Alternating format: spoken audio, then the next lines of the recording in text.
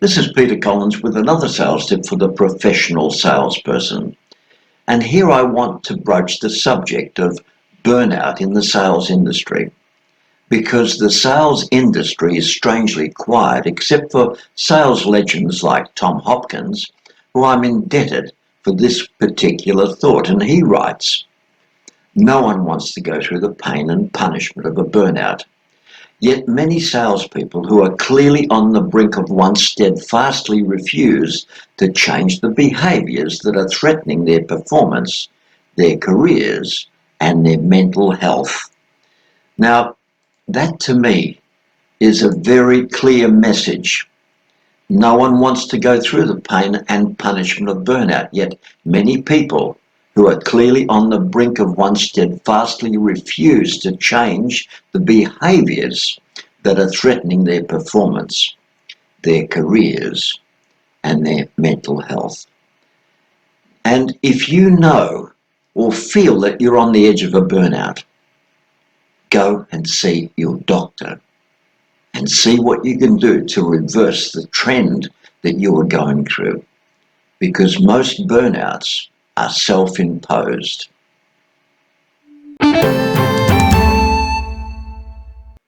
I, like so many other sales professionals, are indebted to Tom Hopkins for the work that he did back in the 1970s and 1980s on burnout in sales. In fact, he was one of the pioneers that brought this factor to the attention of not only the sales world, but the business world.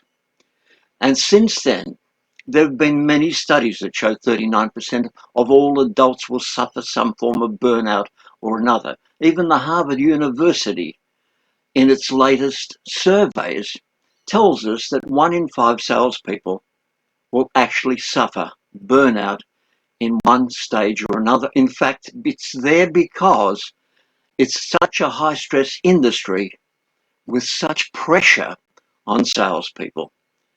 And what I want to share with you now is I want to break out the studies that I've done and break them into 2 parts. The first is how to recognize burnout in whatever you're doing, and the second is how to deal with and how to control different forms of burnout.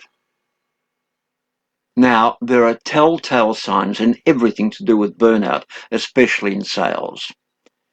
And here are 5 of the basic ones that you should look out for.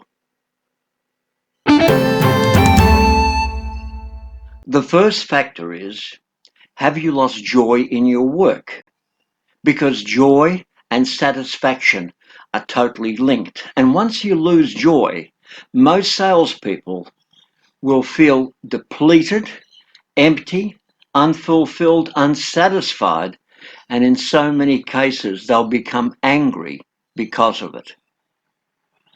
The second telltale sign is you'll become easily irritated, you'll become frustrated, and everything and everyone will annoy you. Even at home, minor things, minor irritations can cause blow-ups of all types, arguments of all types. And they say patience is a virtue. Well, once you're in that frame of mind, you have no patience. The third telltale sign is you can't concentrate like you used to. And you can become easily distracted and have trouble remembering the different steps of your sales process.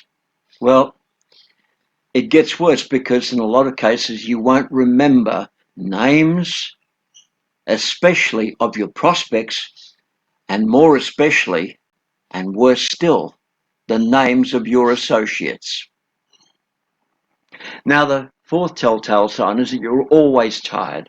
In fact, you're so tired you feel absolutely depleted. You want to sleep, but then when you go to bed, you have trouble sleeping because your mind is racing. In fact, you're so tired, mostly you feel exhausted. And the worst part is others will tell you how bad you look and how tired you look. Now, the fifth telltale sign is even the easy things are now starting to feel impossible to do. And the irony is most salespeople will rehearse their tasks to the point they should be easy. They should just roll off the tip of their tongue, but all of a sudden, the simplest tasks begin to feel overwhelmingly hard and you start to lack energy. You have no motivation, and the things that used to inspire you no longer inspire you. Now, these are 5 simple to understand telltale signs. Even if you have problems with one or two of these issues, do something about it. But before you do, I've got 7 ways to overcome the most impossible situation that you feel that you may be forcing yourself into. So watch that first and then take the advice I will pass on to you. In part 2, I've isolated 7 things you can do to avoid burnouts and avoid them on a daily, weekly, and monthly basis. Now, I want to keep these 7 points as close to being work related as possible. And the first is pay attention. Whether the situation is physical, mental, or emotional, pay attention. Whether the situation is needs related or reaction related, pay attention. And if you feel fatigued, I want you to stop, to rest, and to recharge the batteries, because you should never feel guilty for taking time off when things are not working in your favor. You need to get your focus back. And here's something else. Never forfeit any vacation time because you feel threatened at work. I want you to also realize that more than half the employees who traveled anywhere during their vacation were also promoted within 2 years or had their income increased dramatically. They had a rise or they actually experienced bonuses or both. The second thing to consider is that you need to remove clutter out of your life. Now, a lot of things that salespeople do not consider to be clutter are their quotas and deadlines, but they are, because they're a form of mental clutter. And they'll put extra pressure on you to actually achieve, and in some cases to try and overachieve to compensate. So rather than doing that, I don't want you to work any harder, because the harder you work beyond your capabilities, the more stressed you'll become. And the more stressed you'll become, the less likely you are to get on top of the situation.